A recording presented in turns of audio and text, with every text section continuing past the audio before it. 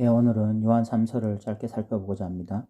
이 요한 3서는 요한 2서와 같이 이 발신자를 장로로 표현하고 있고, 수신자는 이 요한 2서에서는 부녀들이라고 말했는데, 이 명확하게 이 부녀들이 누구인지 규정하기 어렵다면 요한 3서에서는 이 가이오로 정확하게 규정할 수가 있습니다. 요한 3서는 지극히 개인적인 서신입니다. 요한이 가이오 개인에게 보내는 서신이기 때문에 그렇습니다. 그런데 왜 이런 개인적인 서신이 성경이 되었을까요? 우리는 본문의 내용을 좀 더 살펴보면서 이것에 대해서 이야기를 나눠보기를 원합니다. 1절을 읽어보겠습니다. 장로인 나는 사랑하는 가이오 곧 내가 참으로 사랑하는 자에게 편지하노라 라고 말씀하고 있습니다. 1절을 보시면 이 발신자인 요한이 수신자인 가이오를 참으로 사랑하고 아끼고 있음을 우리는 바로 알 수가 있습니다. 그 이유는 3절부터 좀 더 구체적으로 나오는데, 가이오는 요한이 사랑할 수밖에 없는 믿음의 사람이었습니다. 2절은 삼박자 축복으로 유명한 구절이도록 읽어보겠습니다. 사랑하는 자여 내 영혼이 잘된 같이 내가 범사에 잘되고 강건하기를 내가 간구하노라. 조영기 목사는 이 구절을 통해서 영적 축복, 물질 축복, 건강 축복이라는 소위 삼박자 축복을 만들어내었습니다. 기복주의나 번영주의와 같은 이 반복음적인 사상에 물들어 있던 자들은 이런 비성경적인 가르침에 아멘으로 화답했습니다.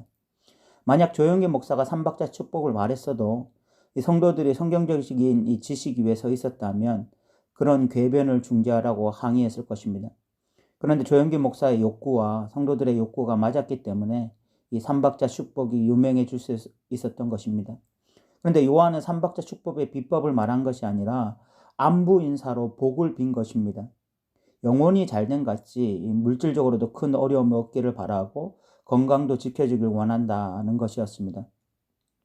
이것은 삼박자 축복의 비법이 아니라 성도가 사랑하는 성도에게 바라는 소망입니다.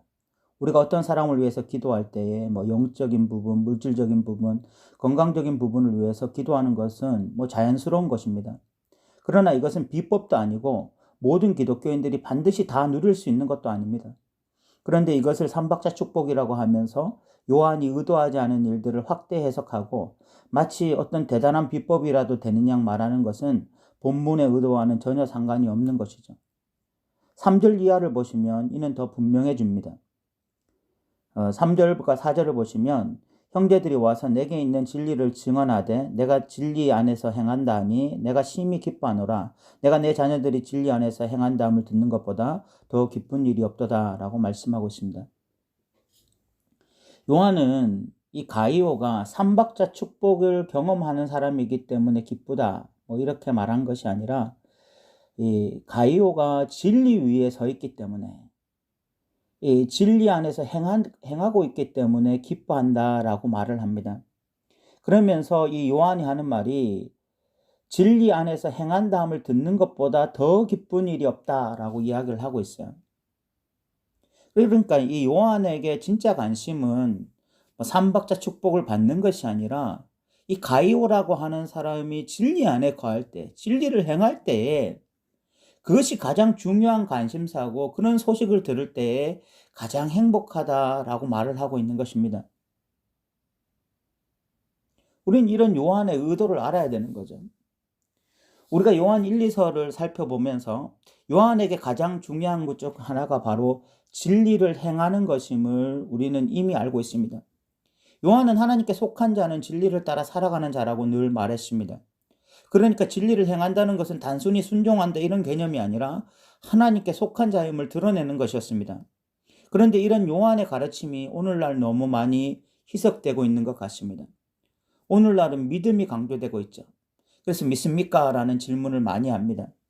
성도들이 믿는다고 고백하고 교회에 열심히 출석하고 11조 생활하고 교회에 봉사하면 그러면 교회는 더 이상 성도들의 신앙 문제를 터치하지 않는 것처럼 제 눈에는 보입니다.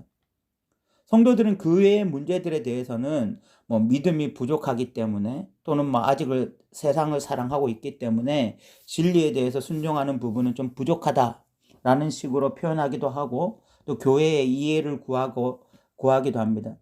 그리고 교회 역시 그것에 대해서 큰 문제를 삼지 않는 것처럼 보일 때가 많아요. 그런데 요한은 진리를 행하는 자가 진짜 하나님께 속해 있는 자다라고 요한 1서부터 지금까지 분명하게 말해왔습니다. 교회 다니고 11조 생활하고 교회 봉사하면 하나님께 속한 자가 아니라 진리를 따라 살아가는 자가 하나님께 속한 자라고 분명하게 말하고 있어요. 그렇다면 진리를 따르는 것에 대해서 무감각한 성도들은 믿음이 부족해서 진리를 따르지 못한다라고 말을 하는 것이 아니라 나라고 하는 사람이 진짜 하나님께 속한 자인지 한번 진지하게 고민해 볼 필요가 있는 것입니다. 또한 요한이 진리 안에서 행한다 함을 듣는 것보다 더 기쁜 일이 없다라고 말을 했다면 우리 주님은 요한보다 우리가 진리를 행할 때 더 기뻐하신다는 사실을 우리 알아야 될 거 아닙니까? 이것이 우리 신앙생활에 정말 중요한 거죠. 이것이 우리가 뭐 삼박자 축복을 경험하냐 아느냐 이것보다 훨씬 더 중요한 문제고, 이것이 우리가 교회에 출석하는 것보다 더 근원적인 이야기인 것입니다. 5절부터 8절까지는 가이오가 순회 전도자들을 잘 대접한 것을 칭찬하고 있습니다.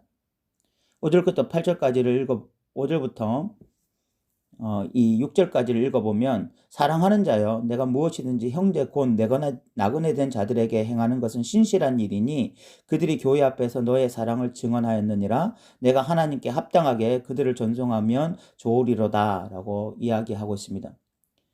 요한은 이 당시 이미 나이가 많았기 때문에 이것저것을 이동하면서 복음을 전할 형편이 되지 못했습니다.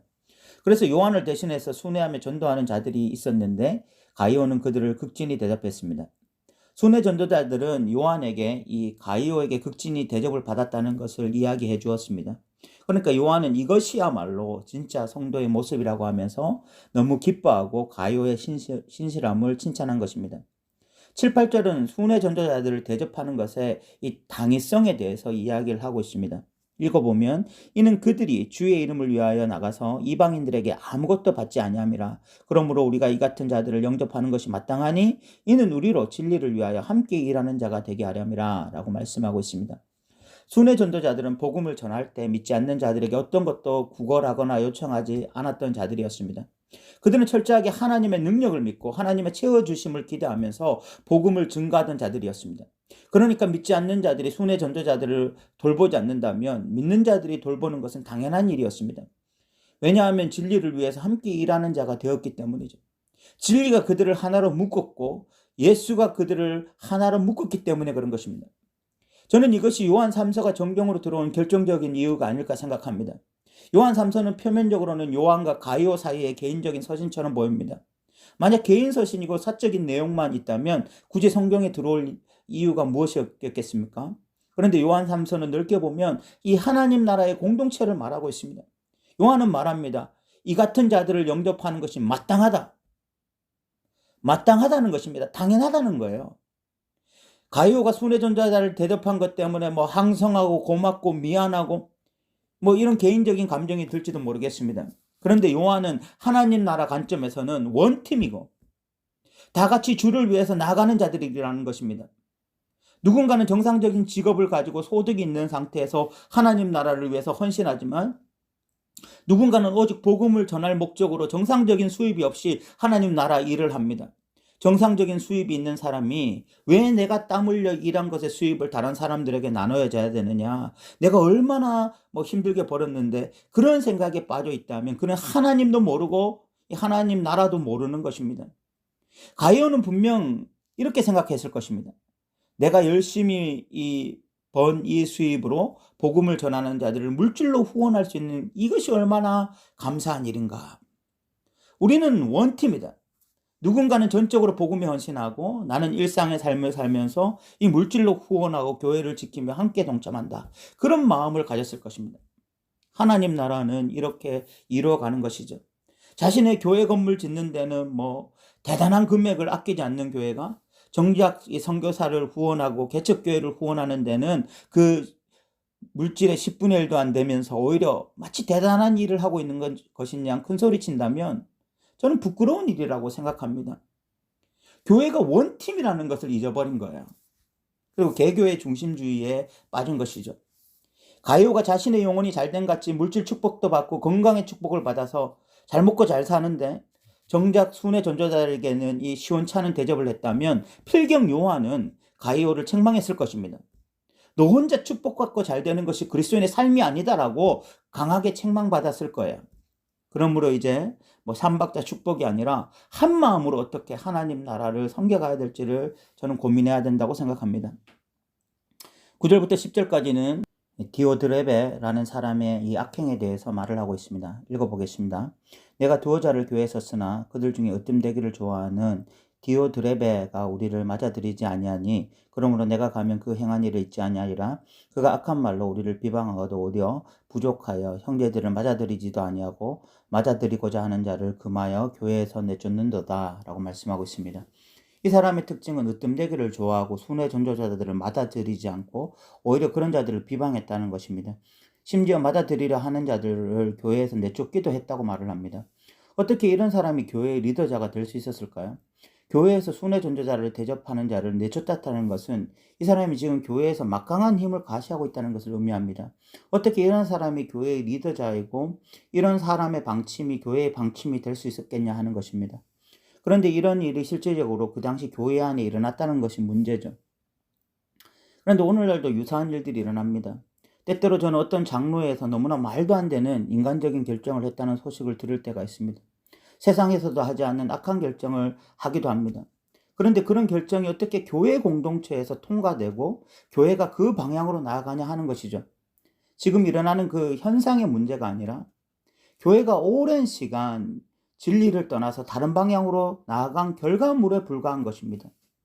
디오드레베 같은 사람이 그 교회의 리더자가 되고 교회를 주장할 수 있었던 것은 교회 구성원들이 진리를 사수하고 진리를 향해서 함께 나아가는 발걸음이 너무나 부족했다는 것을 의미하는 거예요. 건강한 교회에서는 디오드레베 같은 사람이 교회의 리더자가 될 수도 없었을 것이고 리더자가 된다 할지라도 그 사람이 마음대로 교회를 좌우지하면서 그 사람의 주장대로 되지는 않을 것이기 때문에 그런 것입니다. 11절에서는 가룟은 그런 자를 본받지 말라고 요한이 부탁합니다. 읽어보면 사랑하는 자야 악한 자를 본받지 말고 선한 것을 본받으라. 선을 행하는 자는 하나님께 속하고 악을 행하는 자는 하나님을 배웁지 못하느니라 라고 말씀합니다. 12절에서는 이 데메드리오라는 사람을 지금 추천하고 있습니다. 읽어보면 데메드리오는 무사람에게도 진리에게서도 증거를 받았음에 우리도 증언하니 너는 우리의 증언이 참된 줄을 아느니라 라고 말씀하고 있습니다. 아마 이 사람이 요한 3서를 가지고 이 가이오 공동체에 간 것이 아닌가 그렇게 추측할 수가 있습니다. 13절부터 15절까지는 마무리 인사로 마치고 있죠. 읽어보면 내가 내게 쓸 것이 많으나 먹과 붓으로 쓰기를 원하지 아니하고 속히 보기를 바라노니 또한 우리가 대면하여 말하리라. 평강이 내게 있을지어다 여러 친구가 내게 문안하느니라. 너는 친구들의 이름을 들어 문안하라 라고 말씀하고 있습니다. 오늘 우리는 요한 3서를 살펴보았습니다. 요한 3서는 지극히 개인적인 서신인데 정경 안에 들어올 수 있었던 것은 결국 하나님 나라 이야기이기 때문에 그 하나님 나라의 공동체 이야기이기 때문에 그런 것이라고 저는 생각합니다. 이 가이오라고 하는 사람이 이 순회 전도자들을 대접한 것은 단지 그냥 인간적으로 가이오라는 사람이 훌륭하고 그래서 또 이 순회 전도자를 대접했다. 그런 미덕을 말하고자 하는 것이 아니라 결국은 하나님 나라는 원팀이다. 그래서 누군가가 이렇게 물질로 후원하고 누군가는 전적으로 이렇게 복음을 증거하면서 그렇게 각자의 일에 온전히 최선을 다하면서 하나님 나라가 세워지는 것이다. 그리고 그것이 마땅하다라고 요한이 생각했었던 것입니다. 오늘날도 마찬가지죠. 교회가 교회다워지는 부분에 있어서 원팀은 대단히 중요한 것 같습니다. 손은 손의 역할을 하고 발은 발의 역할을 하면서 교회 공동체가 예수님을 머리로 해서 온전히 세워져야 하는 것이죠. 더 누린 교회는 그런 교회가 되기를 소망해 봅니다. 오늘도 들어주셔서 감사합니다.